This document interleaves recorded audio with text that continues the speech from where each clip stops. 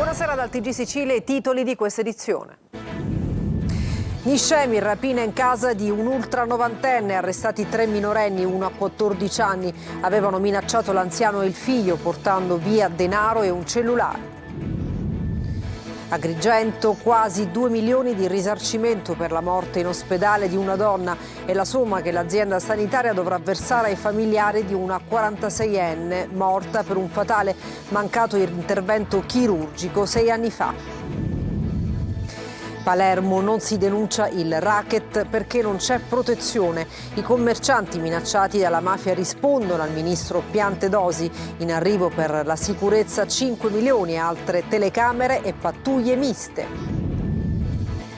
Lotta all'assenteismo, a Palermo indagati con obbligo di presentazione alla polizia giudiziaria 9 dipendenti della Reset, società partecipata del comune che si occupa tra l'altro di verde pubblico. Inchiesta CEFPAS, il deputato regionale Riccardo Gallafflitto non risponde al GIP di Caltanissetta, ma deposita una nota difensiva nella quale rigetta ogni accusa. Per lui la procura ha chiesto l'arresto. Ancora aria irrespirabile attorno al polo petrolchimico del Siracusano. Tanti casi di tumore, in questi giorni molti disturbi respiratori legati ai forti odori di idrocarburi. Intanto per giovedì è previsto un tavolo in prefettura. Al Mare Festival di Salina Giancarlo Giannini riceve il premio Troisi, un nuovo riconoscimento che celebra il suo talento e il contributo dato al cinema e alla cultura italiana. E poi il calcio, il Catania pianifica la nuova stagione, nelle prossime ore dovrebbe sciogliere il nodo allenatore. In pole position resta Fabio Caselli.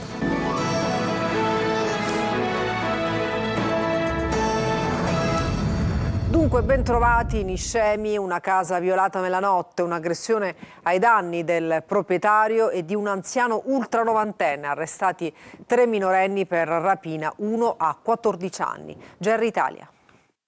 Una notte di paura trasformata in un'indagine serrata, culminata poi in 3 arresti, è quella vissuta da un uomo di Niscemi e dal padre ultranovantenne, vittime di una violenta irruzione nella propria abitazione. I fatti risalgono alla notte del 17 maggio scorso. Secondo quanto ricostruito dagli investigatori, 3 giovani si sarebbero introdotti all'interno della casa dopo aver forzato l'accesso.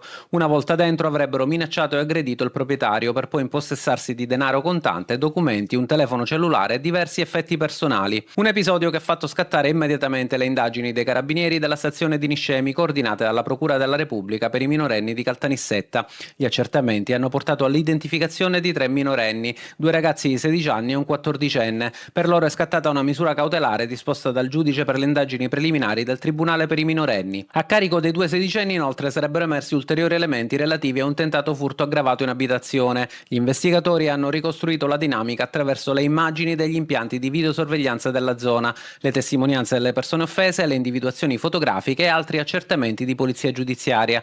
Un lavoro investigativo che, secondo gli inquirenti, avrebbe consentito di raccogliere gravi e concordanti indizi nei confronti dei 3 giovani destinatari del provvedimento. L'inchiesta adesso prosegue per chiarire ogni dettaglio della vicenda e accertare eventuali ulteriori responsabilità.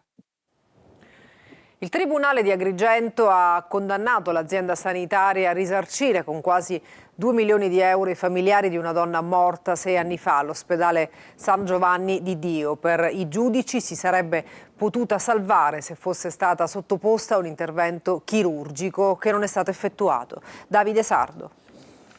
Quasi 2 milioni di euro per una morte che, secondo il Tribunale di Agrigento, poteva essere evitata. E la somma che l'ASP, l'azienda sanitaria provinciale di Agrigento, dovrà versare ai familiari di una donna di 46 anni deceduta nell'ottobre del 2020 all'ospedale San Giovanni di Dio. La sentenza accoglie le richieste avanzate all'avvocato Giuseppe Zucchetto e individua nella gestione del caso clinico la causa del tragico epilogo.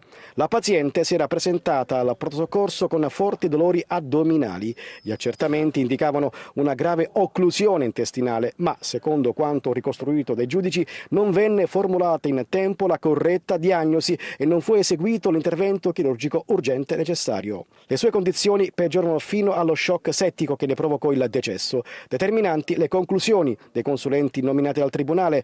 Se la donna fosse stata operata tempestivamente avrebbe avuto concrete possibilità di sopravvivere. Per i giudici la morte è conseguenza diretta di errori e ritardi nell'assistenza sanitaria. Da qui la condanna dell'ASP al risarcimento di oltre 1.960.000 euro, oltre alle spese processuali. Palermo, la risposta dei commercianti minacciati dalla racket al ministro Piantedosi, che ha parlato di scarso numero di denunce. Vanno bene i poliziotti in più, dicono, ma ci vuole maggiore tutela per il territorio. Il servizio di Marco Gullà. L'arrivo ieri di Piantedosi credo abbia scontentato un po' tutti, ha scontentato le sigle sindacali e tante altre. Nel day after la visita del ministro Matteo Piantedosi, il paradigma che associa commercianti, associazioni e residenti è quello dell'insoddisfazione. Per fronteggiare il fenomeno della criminalità a Palermo, in arrivo ci sono 90 nuovi poliziotti, altre telecamere e 5 milioni di euro per assunzioni a tempo determinato di agenti locali. Anche quello che ha promesso, che ha detto che farà, ci sembra tutto così, come dire, nebuloso. Il fatto che si mandino 90 uomini delle forze dell'ordine qui, sì certo è un aiuto, non c'è dubbio che sia un aiuto, ma non è questo il punto, è là come si affrontano le cose che cambia veramente.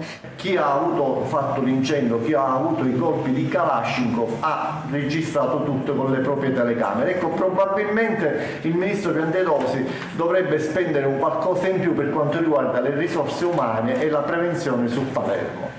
Ieri il ministro dell'Interno, nella sua intervista a margine del Comitato per l'Ordine e la Sicurezza in Prefettura, aveva lanciato un appello ai commercianti palermitani: denunciate perché lo Stato è presente. Ma al ministro ha risposto l'imprenditore Tommaso Dragotto, sotto scorta dopo gli attentati incendiari alla sua azienda. Senza sicurezza, dice Dragotto, e senza tutele, per gli imprenditori diventa difficile denunciare. Le denunce aumentano quando c'è la sensazione che il territorio è salvaguardato.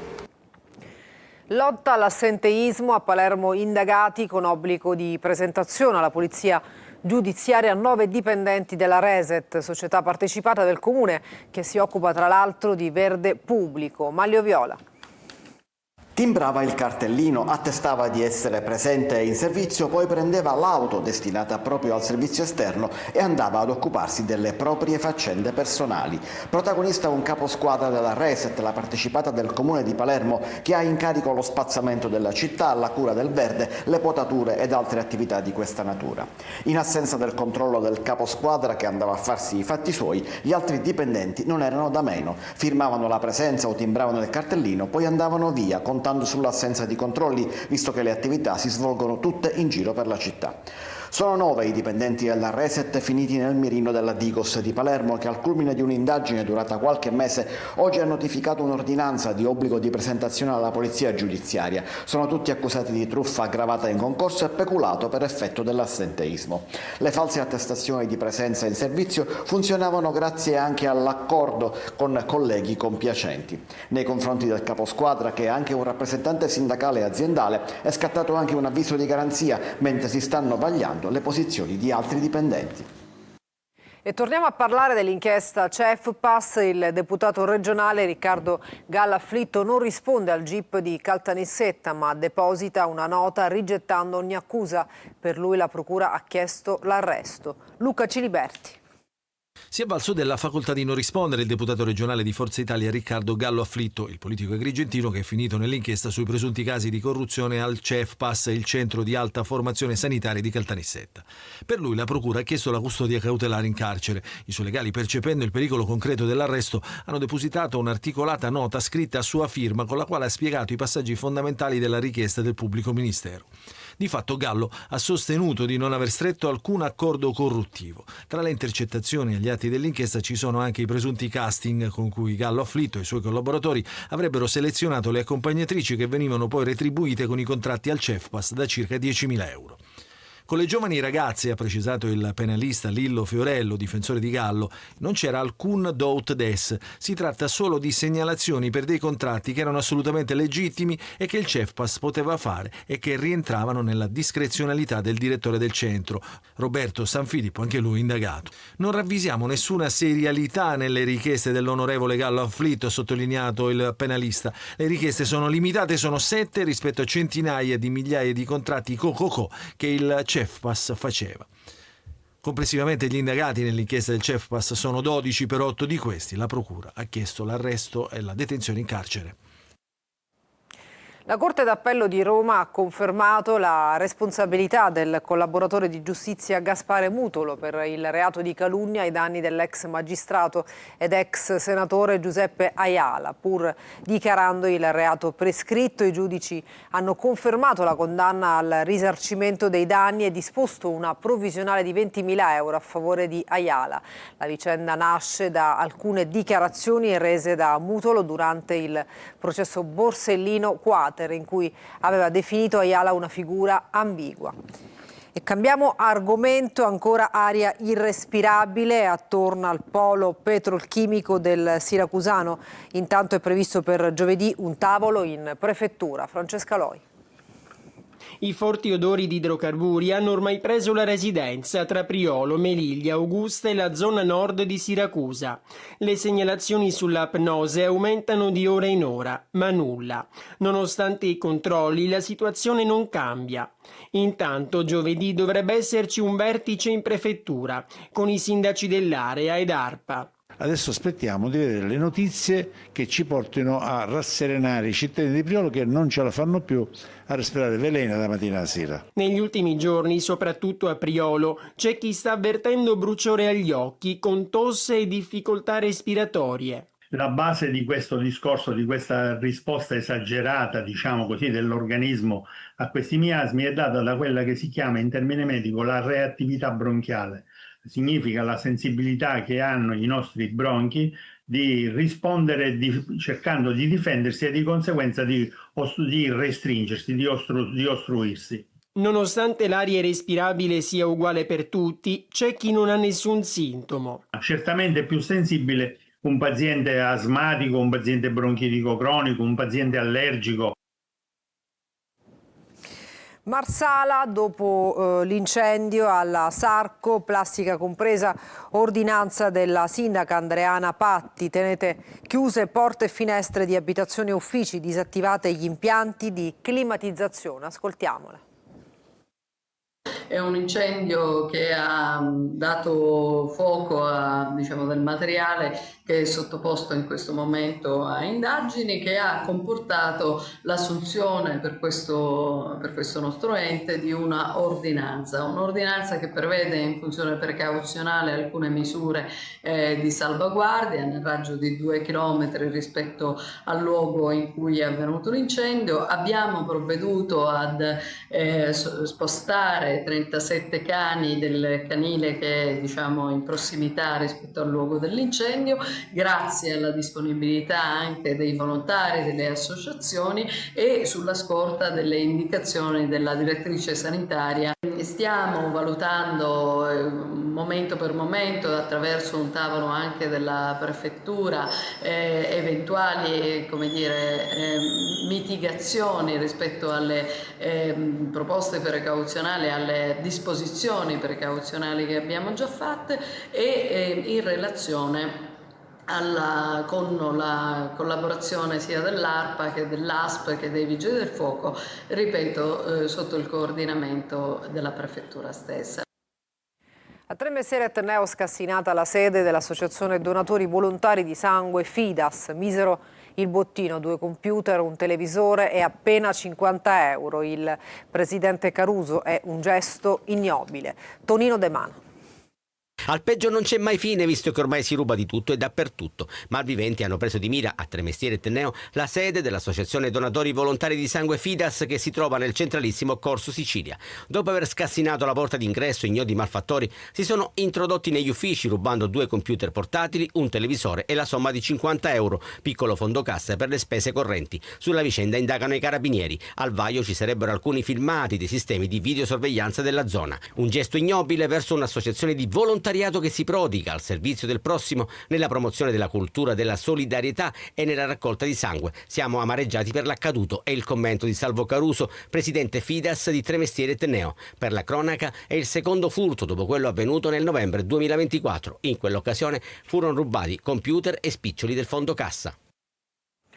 Attualità politica in regione, partiti già in campagna elettorale. Tutti vogliono trovarsi pronti in caso di fine anticipata del governo Schifani. Centrodestra in piena crisi dopo le amministrative, Campolargo a caccia di un nome unitario. Luca Ciriberti. Politica siciliana già in campagna elettorale. L'ipotesi di elezioni regionali anticipate mette in allerta i partiti che non vogliono farsi trovare impreparati in caso di campagna elettorale sotto l'ombrellone. Se Schifani, per qualsiasi motivo, i malpancismi interni non mancano, dovesse anticipare la fine del suo mandato, metterebbe certamente in difficoltà il centrodestra, diviso e al momento con tanti problemi al suo interno. Sono tutti inquisiti, perché i miei amici veri, quando io gli chiedevo il voto al referendum, dicevano: no, Gianfranco, non te la verrà male, questa volta non mi fotte. Ad avvalorare questa tesi il leader del Movimento per le Autonomie, Raffaele Lombardo, che ha richiamato il suo partito alla mobilitazione in un quadro politico definito in continua evoluzione.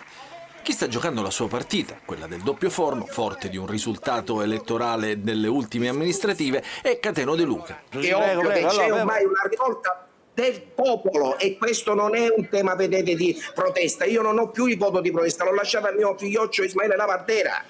Il mio ormai è un voto strutturato che parte da un'idea ben precisa di buona amministrazione.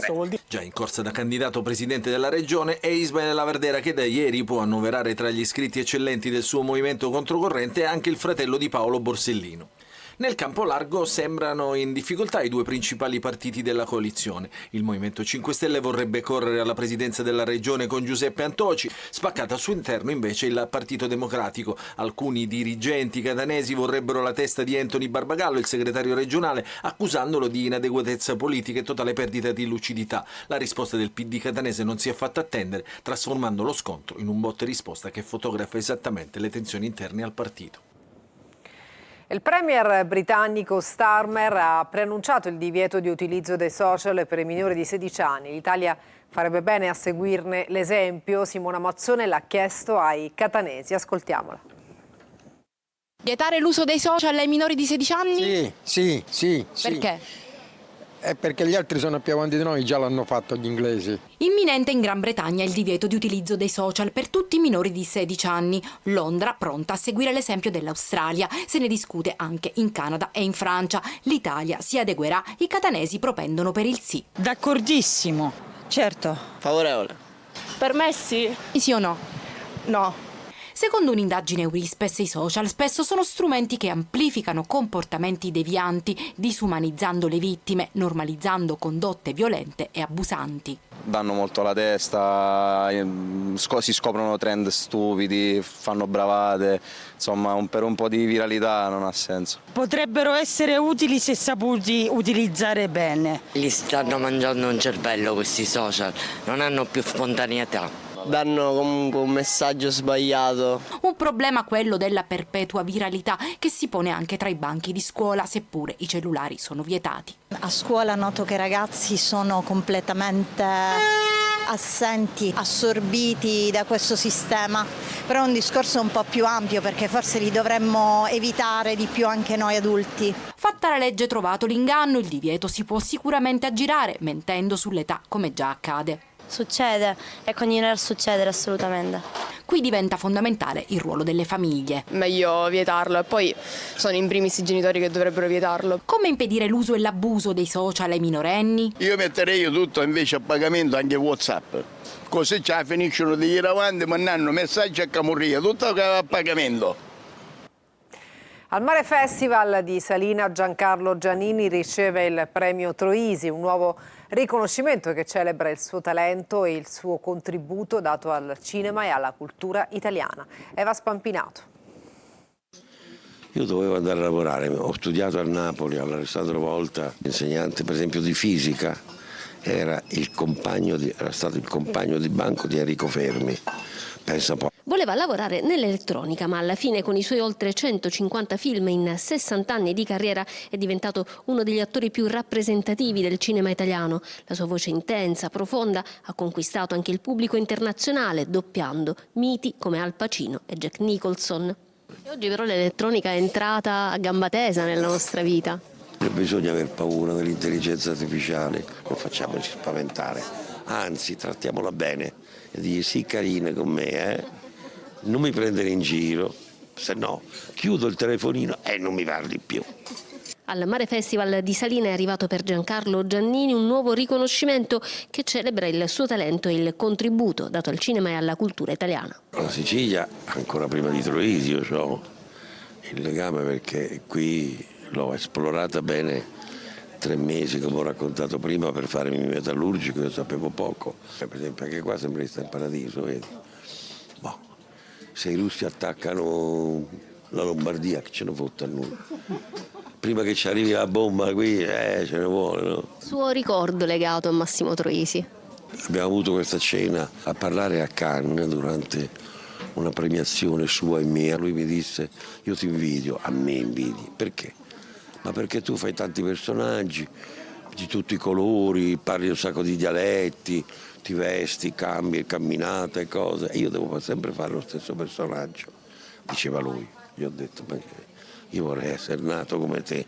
D'altronde, l'hai visto i film di Chaplin? Ho detto. Lui ha sempre fatto tutti i suoi personaggi allo stesso modo, un bastoncino, un cappello in testa. Allora, quindi tu sei il nostro Chaplin italiano.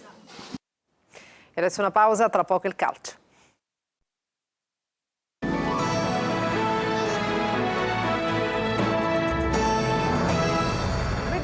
Al TG Sicilia adesso il calcio, il Catania pianifica la nuova stagione e nelle prossime ore dovrebbe sciogliere il nodo allenatore. In pole position resta Caserta, ma salgono le quotazioni di De Giorgio. Tonino De Mana.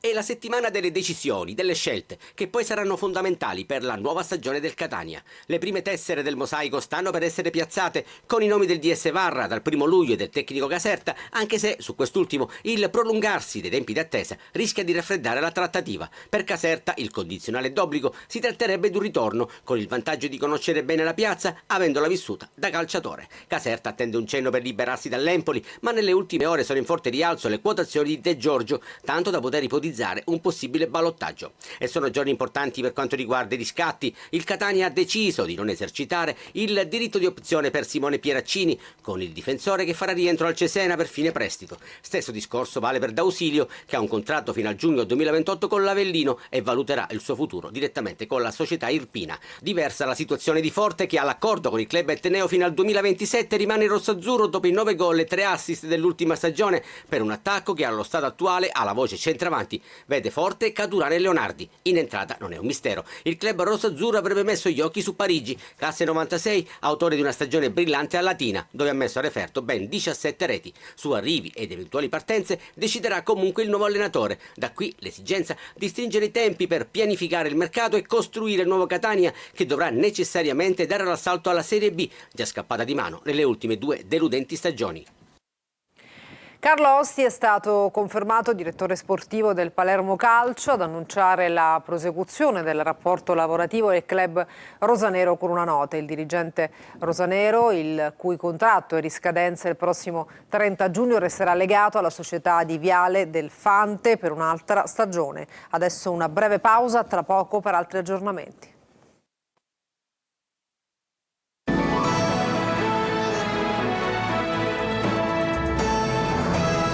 Per questa edizione non ci sono aggiornamenti, grazie per averci seguito e buona serata.